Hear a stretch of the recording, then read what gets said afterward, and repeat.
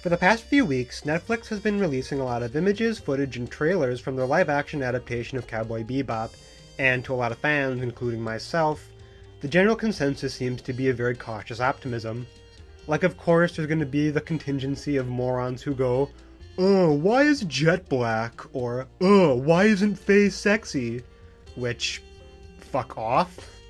If you're one of those people, I'm embarrassed for you. Please stop. But overall, I feel like there's a genuine sense that the creators really wanted to immerse you in the atmosphere of the show's universe, music, the technology, and even character interactions. Like, everything you'd want in a Cowboy Bebop live-action series definitely is there.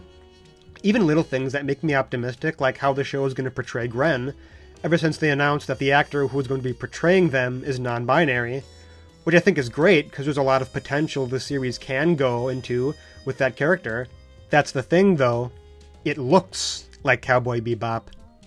And in maybe, hopefully, the least pretentious way I can say it, if you ask anyone who's ever been a fan of the series, it's that you don't watch Cowboy Bebop, you feel it. I'm not going to spend this video getting granular. I'm not going to waste your time with the series' history, its characters, or each individual episode. People who do this professionally and have more time on their hands than I do have done that already. Merely, I want to focus on the burden of adaptation.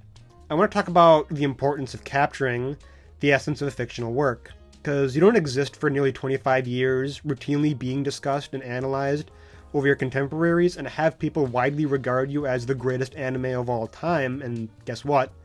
I'm in that camp, based on aesthetic. And I'm not going to sit here and run off my own personal list of things that the series needs, or if this isn't there, then the series sucks. No. It would be egregiously selfish of me to demand these things, when the pressure to deliver is already so high. But with the burden of having to please so many fans and deliver in so many ways, I don't want what's most important about Cowboy Bebop to be left aside. And that's that Cowboy Bebop is a series fundamentally and thematically about adulthood. Ever since Netflix added all 26 episodes of the original Cowboy Bebop to their library, I've been rewatching the series from beginning to end for the first time in years. I forget a lot more than I remember, if I'm being honest, and one of the worries I always have is that the things that meant a lot to me when I was younger, in my own adolescence, don't hold up as well as they do. And in the case of Cowboy Bebop, it's one of those pieces of media that not only is better than you remember it, but more personal to you because of it. And I think the best way to describe how Bebop makes me feel, and what I think Netflix's Cowboy Bebop needs to be, I want to address one of the more common criticisms I see of Bebop, and even though I think it's a masterpiece, it isn't without its flaws. This one stuck out to me, though. Massive spoilers, by the way! I know that feels like a moot point towards a series nearly 25 years old, but I'm not going to be a dick about it.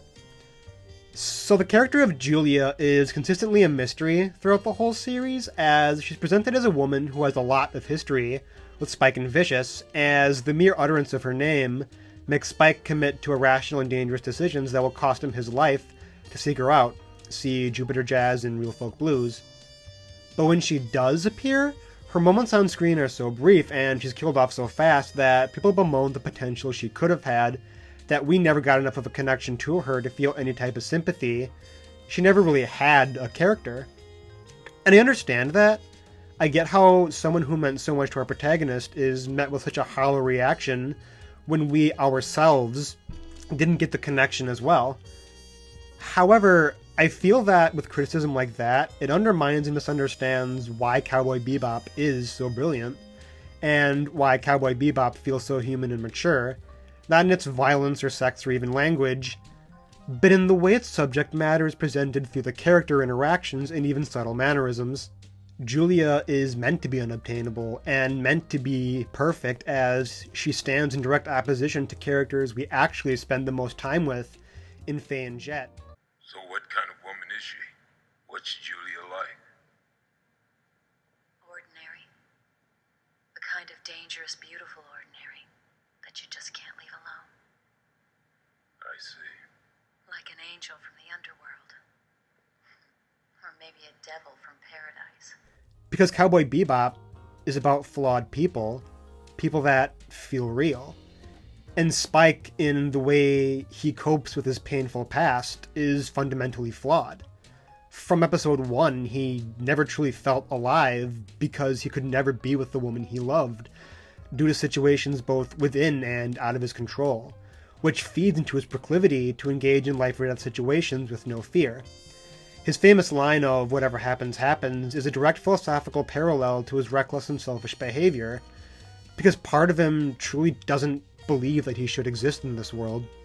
The very soul of Cowboy Bebop is that characters are defined by their pasts.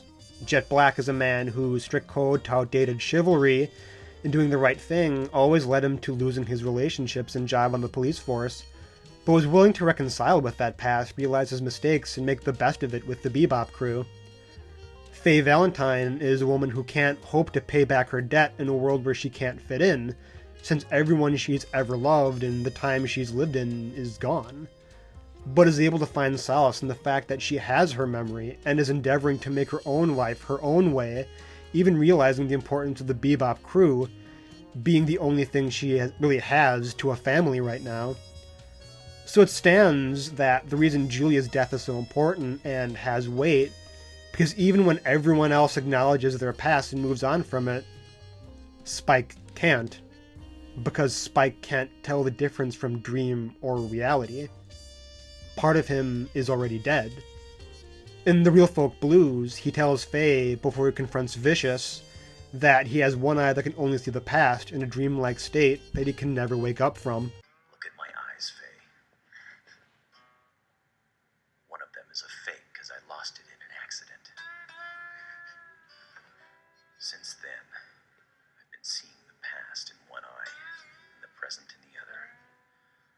So I thought I could only see patches of reality, never the whole picture. I felt like I was watching a dream I'd never wake up from.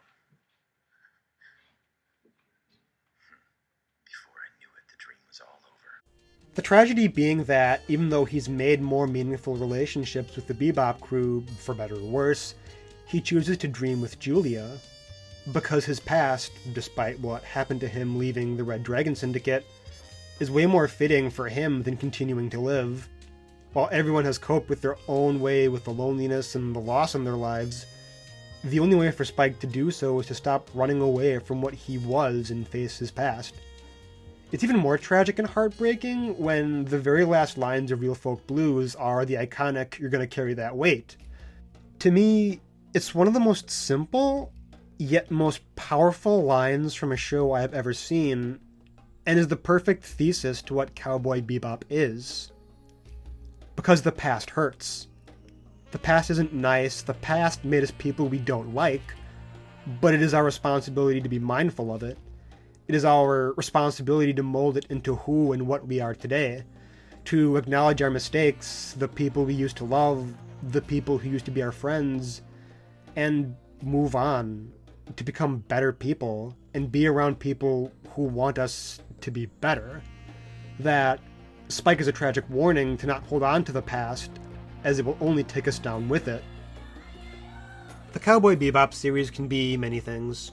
It can be fun, it can be vibrant, the music can slap, the fight scenes can be well choreographed and creative, the character interactions can be meaningful, but in a series of cans, I don't want this to lose its must. Because Cowboy Bebop is a series that must be about adult things, about how we must face our pasts, how they shape us, and how we move on from them. And there's nothing more important to me as I grow up, as I become an adult, than letting go of it to become better. And in order for Netflix's Cowboy Bebop to work, and I mean truly live up to its source material, is that the truest burden of this adaptation is the burden we all carry, that no matter who we are all gonna carry that weight.